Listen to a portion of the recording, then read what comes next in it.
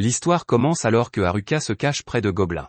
L'idiot gâche sa couverture en marchant sur la plus petite brindille qui soit, et les gobelins se lancent à sa poursuite. Haruka sourit avec une confiance absolue en sautant dans les airs, et tous les gobelins tombent dans son piège. Haruka est très content de lui, car il a réussi à survivre seul dans un autre monde. Un retour en arrière permet de comprendre comment Haruka s'est retrouvé dans cette situation. Haruka a toujours été un solitaire, et il nous explique que c'est parce qu'il n'a jamais voulu avoir affaire à ses camarades de classe. Il n'aime aucun d'entre eux et ils ne font que l'empêcher de faire ce qu'il trouve le plus important, c'est-à-dire lire.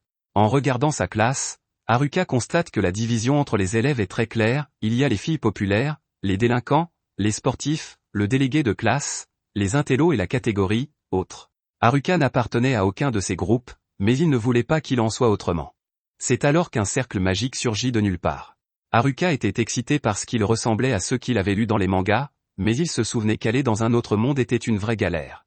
Les héros des mangas finissaient toujours par devoir être entourés d'un tas de gens, mais cela ressemblait à de la torture pour Haruka.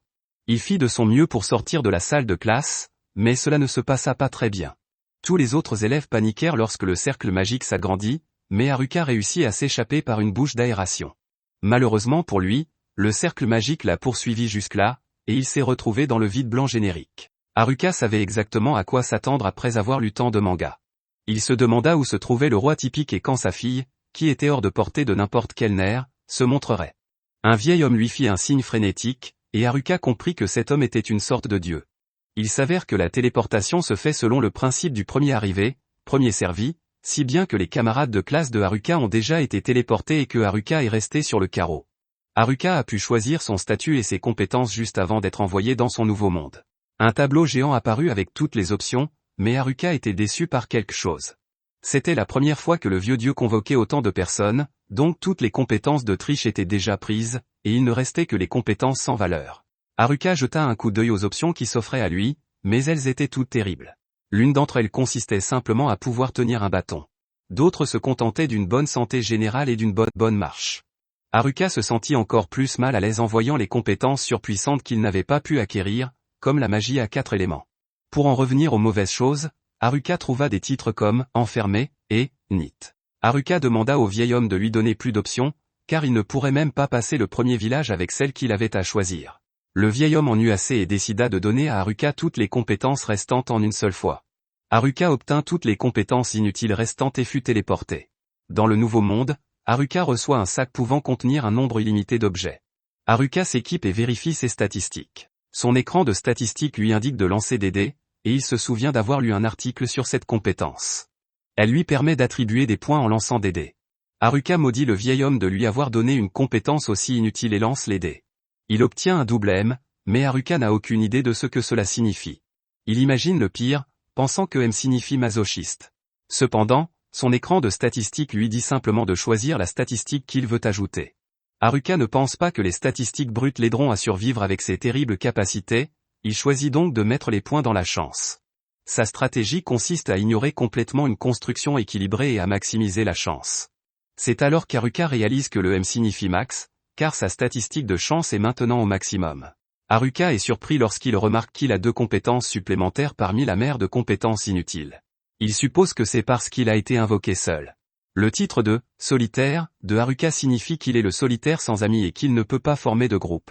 Sa compétence, servitude, lui permet de commander les autres, et elle lui a été donnée en raison de son statut de solitaire. C'est plutôt cool, mais cela signifie aussi qu'Haruka doit dire adieu à son rêve d'avoir un harem. Haruka se demande où sont passés tous ses camarades de classe, mais cela n'a pas d'importance car il ne peut pas se regrouper avec eux de toute façon. Haruka décide de commencer son voyage, et il veut commencer par s'assurer une base d'opération. Il est difficile de voir à travers la forêt, et Haruka craint qu'un monstre n'apparaisse. Il se demande s'il a une compétence qui pourrait lui être utile, mais la seule qui lui vient à l'esprit est celle qui lui permet de s'endormir. Haruka essaie les lentilles de contact qu'il a dans son sac et se rend compte qu'elles sont très utiles. Elles lui permettent de voir tout un tas de choses supplémentaires, et il découvre qu'elles lui confèrent la compétence d'évaluation. Haruka trouve alors un champignon comestible qui lui permet d'exploiter ses capacités latentes. Son sac sans fond lui permet d'en prendre autant qu'il le souhaite, et il s'excuse auprès de lui de l'avoir jugé inutile un peu plus tôt. Haruka boit de l'eau, mais il entend quelque chose au loin. Ce bruit le conduit à une grotte, et il prie pour ne pas y trouver un monstre. Le sac d'Haruka contenait des affaires de camping, il décide donc de faire de cette grotte sa base. Il utilise la magie de température pour enflammer quelques brindilles et constate que les compétences restantes sont en fait très utiles. Haruka vérifie à nouveau ses statistiques et constate que sa magie de température a augmenté, ce qui a débloqué la magie de feu. Haruka s'inquiète de ce qu'il fera si un monstre apparaît car il ne peut que le frapper avec le bâton pour le moment, mais il finit par s'endormir. Le lendemain, Haruka se réveille et constate que tout va bien.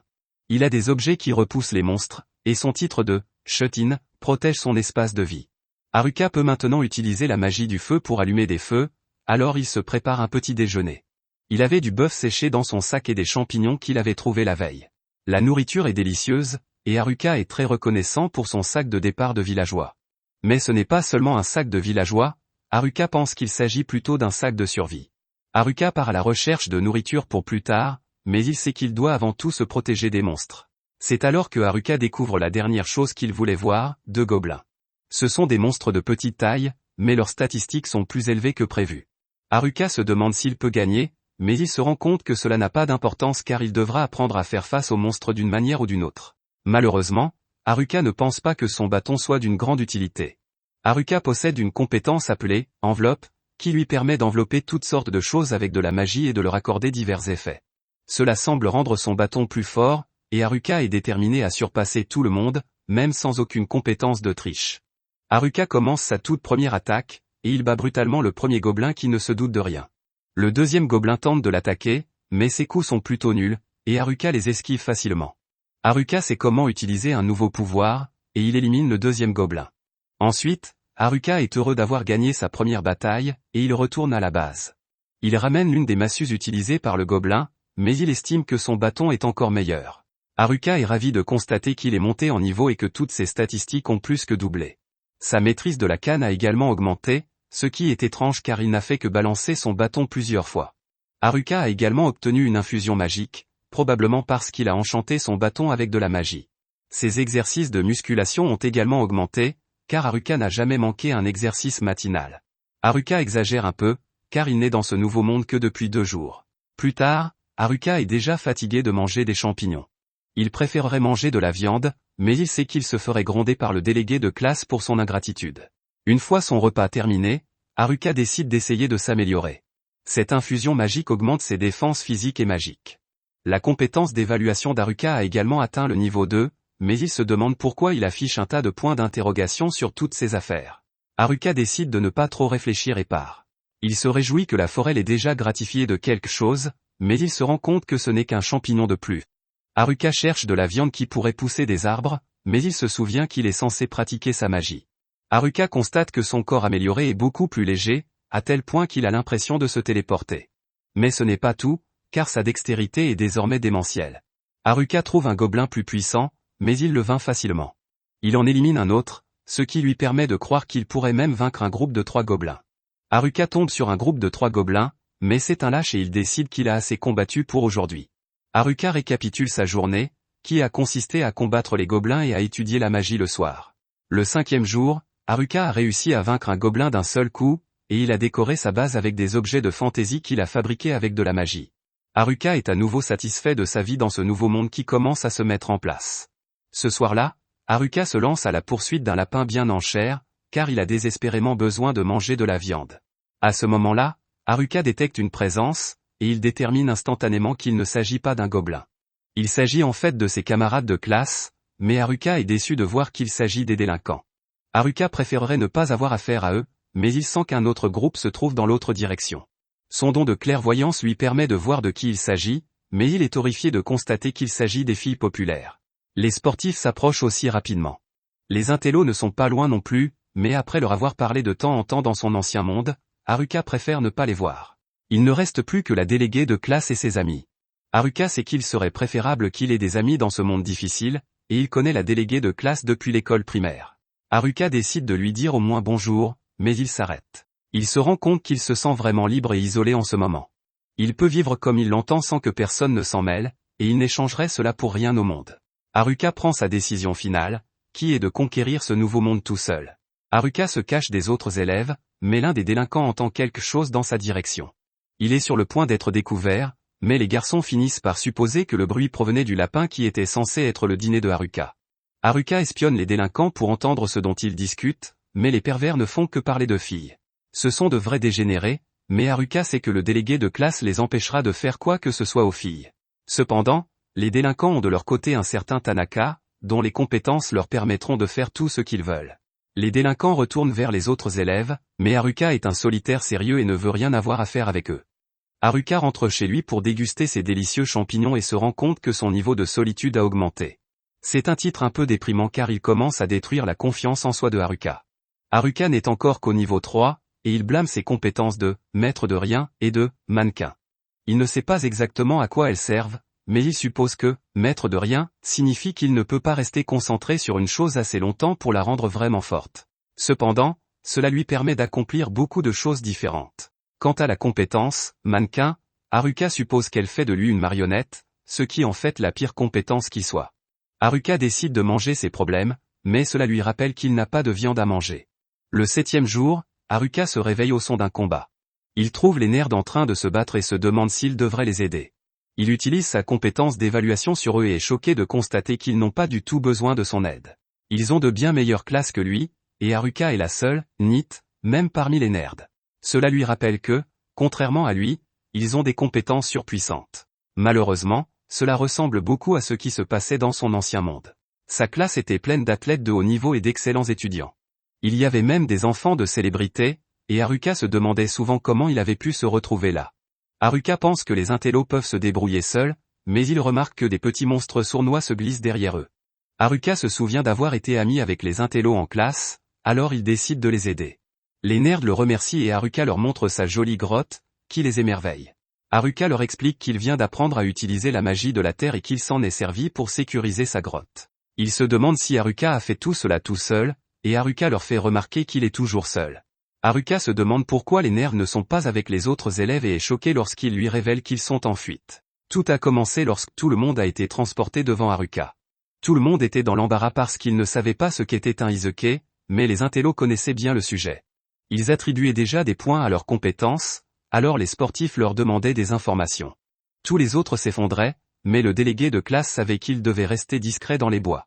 Mais il est trop tard, car un groupe de gobelins les a déjà trouvés. Haruka est choqué d'entendre que même les délinquants tremblent de peur, mais c'est le moment idéal pour les intellos de briller, ils se comportent comme les protagonistes de leur propre anime et commencent à éliminer les gobelins. Les sportifs ont été inspirés par toute cette bravoure, ils ont aidé et les monstres ont été vaincus.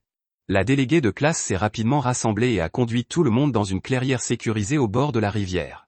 Les intellos ont profité de l'occasion pour briller encore plus, en aidant tout le monde à monter le camp. Grâce à leur volonté de ne jamais toucher l'herbe, ils sont devenus des experts dans tous les domaines de l'isekai, y compris la survie. Le délégué de classe a organisé tout le monde et les a mis au travail, et très vite, tout le monde s'est rassemblé et a commencé à travailler comme un seul homme. Mais cela ne dura pas longtemps, car les filles populaires décidèrent qu'elles ne voulaient plus travailler. Le délégué de classe a essayé de leur expliquer que leur meilleure chance de survie était de se serrer les coudes, mais le groupe a commencé à se désagréger. Ils étaient tous fatigués de travailler si dur, alors ils ont laissé toutes les responsabilités aux intellos. La classe a fini par s'effondrer complètement, et le délégué de classe n'a rien pu faire. À partir de ce moment-là, seul le délégué de classe, les intellos et quelques autres élèves ont travaillé. Les autres élèves étaient tellement paresseux que les intellos ont commencé à leur en vouloir. Ils étaient même responsables de toutes les bagarres. Les intellos étaient pourtant très fiables, car ils voulaient juste devenir plus forts et progresser. C'est parce qu'ils ont vu quelles compétences les délinquants choisissaient. Ils ont notamment choisi charme et marionnettiste, deux compétences qui permettent de contrôler d'autres personnes. Les nerds savaient que les délinquants avaient de mauvaises intentions, c'est pourquoi ils s'entraînaient pour s'opposer à eux. Les délinquants travaillaient dur pour monter en niveau eux aussi, car ils en avaient besoin pour utiliser leurs compétences. Les intellos surveillaient de très près les délinquants et finirent par entendre ce qu'ils avaient l'intention de faire à certaines filles. Les intellos en ont parlé à la déléguée de classe, qui a décidé qu'elle devait elle aussi passer au niveau supérieur. Malheureusement, les délinquants n'ont pas tardé à atteindre le niveau requis pour leurs compétences. La déléguée de classe est tombée sur eux au plus mauvais moment, mais quelques secondes plus tard, les délinquants étaient à terre. Les nerds étaient préparés à ce moment précis et ont utilisé leur capacité de saut pour sceller les compétences de charmeur et de marionnettiste des délinquants. Ils dévoilèrent les plans des délinquants pour les forcer à faire du mal, ce qui permit à ces derniers de quitter le camp en courant. Ils détruisent le camp et déclarent qu'ils reviendront plus tard pour semer le chaos. Pour une raison étrange, les intellos finissent par être blâmés pour tout ce qui s'est passé. Les filles populaires, qui ont été empêchés de devenir des marionnettes, ont été les premières à se retourner contre eux, et les autres élèves ont suivi. Le délégué de classe et quelques autres élèves ont pris le parti des intellos, mais c'était trop dur à gérer, et les intellos ont décidé de partir. Haruka se sent vraiment mal pour eux, et organise une fête des champignons pour eux. Haruka finit par passer la journée du lendemain avec les intellos, et il se rend compte qu'il n'y a pas de mal à ne pas être solitaire parfois. Haruka finit par dire au revoir à ses nouveaux amis, qui lui proposent de se joindre à eux. Ils partent à la recherche d'une ville pour se lancer dans l'aventure. Haruka reconnaît qu'il est plus proche des intellos que des autres groupes, mais il choque tout le monde en refusant de se joindre à eux. Haruka se contente de les chasser, et les intellos s'en vont. Haruka admet qu'il aimerait aller en ville, mais il sait qu'avec ses terribles statistiques, il ne ferait que retarder les nerds. Les intellos semblent très inquiets au sujet du délégué de classe, alors Haruka décide d'aller voir ce qu'il en est des autres élèves. En chemin, Haruka est confronté à un kobold, mais il parvient à le frapper jusqu'à ce qu'il perde connaissance. Haruka est surpris de voir qu'il n'y a plus d'élèves au campement, et sa compétence de détection d'ennemis lui permet de trouver des traces de pas. En suivant la piste, il trouve les filles populaires. Haruka panique et décide de commencer à préparer le dîner, mais les filles tentent de l'en empêcher. Elles disent qu'elles veulent juste parler, mais Haruka sait qu'être entouré d'elles est tout le contraire d'une solitude tranquille. Haruka prend ses jambes à son cou, mais il est choqué lorsque les filles lui demandent poliment d'arrêter en disant « s'il vous plaît ». Les filles expliquent qu'elles recherchent les intellos, mais Haruka pense qu'elles veulent juste les faire travailler à nouveau. Mais les filles le choquent, elles veulent s'excuser auprès des nerds parce qu'elles viennent de réaliser qu'elles leur doivent la vie. Haruka sait que ces filles ne se sont jamais excusées de leur vie, mais elles sont très sérieuses. Haruka annonce la mauvaise nouvelle en expliquant qu'elles n'ont aucune chance de rattraper les nerds, mais qu'elles veulent quand même savoir où ils sont allés. Haruka fait remarquer qu'elles ne sortiraient pas de la forêt dans l'état où elles sont maintenant, car elles ne savent même pas se battre. Les filles sont découragées, mais Haruka demande si cela signifie qu'elles vont abandonner. Il demande si elles veulent vraiment s'excuser auprès des intellos, et Haruka se dit qu'il doit tester les filles pour le bien des intellos. La tactique de Haruka se retourne contre lui, car les filles se mettent à pleurer. Elles voulaient juste s'excuser auprès des nerds, mais elles craignent maintenant d'être mangées. Haruka n'a aucune idée de ce qui se passe, alors les filles le supplient de leur apprendre à survivre jusqu'à ce qu'elles retrouvent les intellos. Haruka dit accidentellement oui, ce qui active sa compétence de domination. Il domine alors les filles, et Haruka se demande comment cela a pu se produire. Les filles finissent par le suivre partout comme des chiots perdus aux yeux sans âme. C'est aussi terrifiant parce que les filles achèvent les méchants sans dire un mot. Elles ramènent même les cristaux lâchés par les monstres, comme des chiens qui rapporteraient un frisbee. Haruka essaie de soigner les filles, mais elles se contentent de le soigner, même s'il n'en a pas besoin. Haruka craint ce que dirait la déléguée de classe si elle voyait tout cela, et il se demande comment il pourrait annuler sa compétence de domination.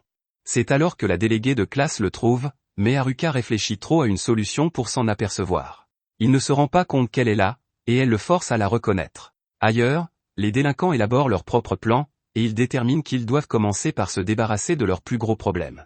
Haruka est surprise par les cris du délégué de classe, mais elle lui rappelle qu'ils sont amis depuis l'école primaire. Les autres filles sont d'accord avec elle, mais la déléguée de classe est plus préoccupée par ce qui est arrivé aux filles populaires. Haruka ne sait pas comment lui expliquer comment elles sont tombées sous son contrôle, car lui non plus ne comprend pas vraiment comment cela s'est passé. Haruka lui dit franchement qu'elles sont devenues ses servantes, ce qui rend la déléguée de classe furieuse. Elle lui fait remarquer que la compétence de domination ne peut être utilisée que sur les monstres, et Haruka lui dit que ce n'était qu'une erreur. Aucune des filles ne le croit, alors Haruka décide qu'il est temps pour lui de partir, mais les filles l'en empêchent. Notre garçon Haruka est un solitaire, et il aimerait pouvoir rentrer chez lui tout seul. La déléguée de classe sort Shimazaki de l'emprise de Haruka et décide d'obtenir des réponses de sa part. Haruka tente de s'échapper, mais la déléguée de classe lui dit de ne pas partir. Pendant que les filles discutent de ce qui s'est passé, Haruka décide de s'entraîner à agrandir sa base, plus précisément à construire un sous-sol. Son entraînement commence plutôt bien, mais il s'aperçoit bientôt qu'il s'est enterré. La déléguée de classe l'aide à se relever et lui explique que Shimazaki lui a tout raconté. Elle se rend compte que Haruka essayait simplement d'aider les filles, mais Haruka ne se souvient même pas d'avoir dit une chose pareille. Toutes les filles le remercient pour sa gentillesse, mais Haruka veut juste rentrer chez lui. Les filles font pression sur lui pour qu'il les aide, et la déléguée de classe se demande ce qu'Haruka entend par « maison ». Haruka explique qu'il a un chez-soi dans ce nouveau monde, et la déléguée est choquée lorsqu'elle pense qu'il est né ici.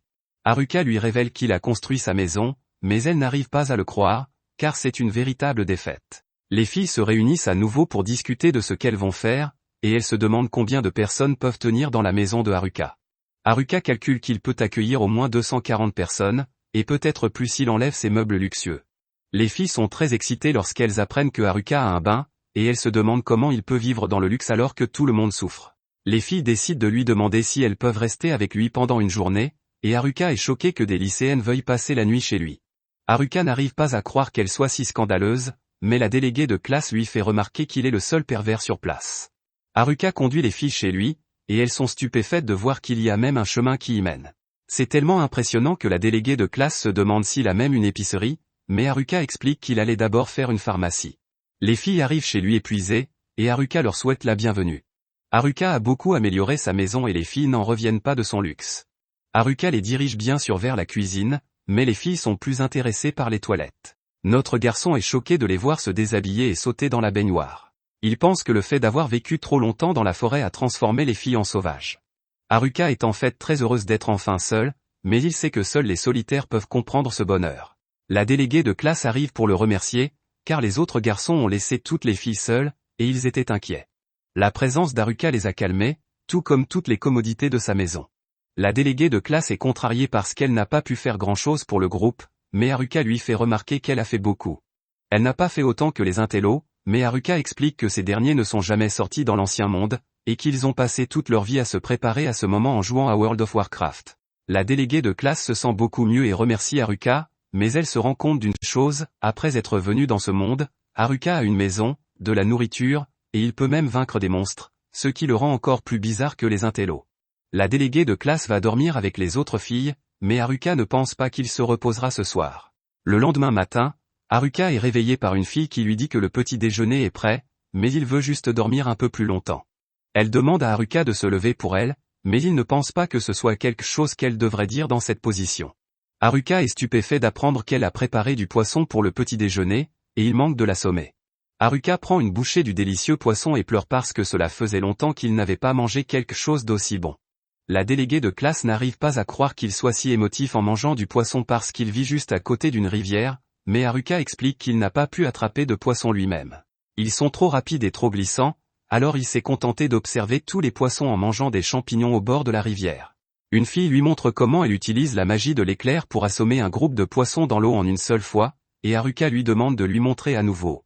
La fille prépare à nouveau l'attaque, mais cette fois, Haruka enveloppe la magie de la foudre avec sa compétence d'emballage. Cela permet à Haruka de déplacer la magie, et il l'utilise pour étourdir et capturer quelques poissons. Haruka se réjouit d'avoir appris la magie de la foudre. Il ne sait pas vraiment comment il y est parvenu, mais il explique aux filles qu'en utilisant sa compétence d'emballage sur la magie, il peut obtenir n'importe quelle magie élémentaire. La déléguée de la classe trouve que c'est très puissant, mais Haruka décide que même les pires compétences ont une utilité. C'est assez incroyable pour la déléguée, mais Haruka révèle qu'il s'est retrouvé avec toutes les pires compétences restantes. Les filles prévoient de trouver une ville voisine, mais elles veulent d'abord monter en niveau. Haruka reconnaît qu'elles doivent gagner des niveaux si elles veulent continuer à chasser les intellos, mais les commères soulignent qu'elles veulent juste les remercier. Haruka accepte d'aider les filles à monter en niveau et leur demande de lui dire à quel niveau elles se trouvent. Il est cependant choqué de voir que les filles sont toutes au niveau 16, alors qu'il n'est qu'au niveau 7. Haruka explique aux filles que leur entraînement va commencer par un combat contre des kobolds qui sont apparus par hasard. Il s'agit d'un groupe de monstres faciles de niveau 3, et les filles sont convaincues qu'elles peuvent les vaincre. Malheureusement, ce sont les filles qui finissent par se faire assommer. Par la suite, Haruka est heureux que sa tente magique ait pu s'agrandir, mais les filles en ont profité pour se réunir et faire le bilan de leur combat. Les filles partent, mais la fille aux cheveux violets de tout alors reste sur place. Elle s'excuse pour son comportement du matin et révèle qu'elle ne faisait que tester Haruka. Les autres garçons ont essayé de l'attaquer avant, et elle voulait voir si Haruka était comme eux. Haruka est totalement différent d'eux, car il a donné aux filles un endroit où loger, de la nourriture à manger, et leur a même appris à se battre. Elle prévoit de le réveiller le lendemain matin pour le petit déjeuner, et Haruka dit au revoir à la fille poisson. Le lendemain matin, Haruka prend son petit déjeuner et entend certaines des filles qui prévoient de se battre à nouveau contre les kobolds. La déléguée de classe arrive pour leur dire qu'elles ne sont pas prêtes et qu'elles doivent s'entraîner davantage. Après s'être entraînées contre des gobelins, les filles se sentent prêtes pour la revanche. Haruka s'inquiète pour elles, et son inquiétude se vérifie car certaines filles sont déjà sorties et dorment. Certaines d'entre elles font même semblant d'être malades, ce qui lui fait dire que l'entraînement des délégués de classe n'est pas très bon. C'est alors que l'espoir renaît, car quelques filles s'associent pour vaincre les kobolds. Les filles célèbrent leur victoire et annoncent aux kobolds qu'elles ne perdront plus contre eux. Haruka est plus soulagé que jamais car cela signifie qu'il va pouvoir retourner à sa vie de solitaire. C'est alors qu'il est choqué de voir la déléguée de classe se réjouir de pouvoir aller en ville avec Haruka. Quelques instants plus tard, Les filles se préparent à partir, et Haruka demande à la fille aux cheveux violets de remplir son sac autant que possible. La déléguée de classe dit qu'elles en font trop, alors Haruka décide qu'il devra laisser les cheveux violets derrière lui. Les filles commencent leur voyage, mais Haruka dit aux délégués de classe qu'on ne peut pas savoir ce qui va se passer. Il est optimiste et déclare qu'elles doivent simplement garder leur sang-froid. Ailleurs dans la forêt, un autre élève court pour sauver sa vie. Il finit par trébucher sur le plus petit caillou qui soit et est retrouvé par la personne qu'il fuyait. Il dit qu'il n'a pas les compétences que cette personne recherche et il la supplie de lui laisser la vie sauve.